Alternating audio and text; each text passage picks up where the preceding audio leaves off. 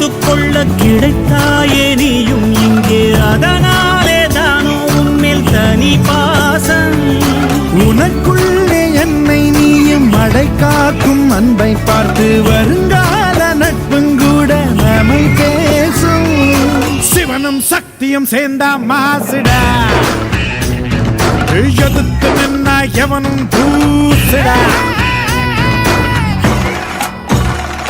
ஆரிரோ ஆராரிரோ இது தந்தையின் தாலாட்டு.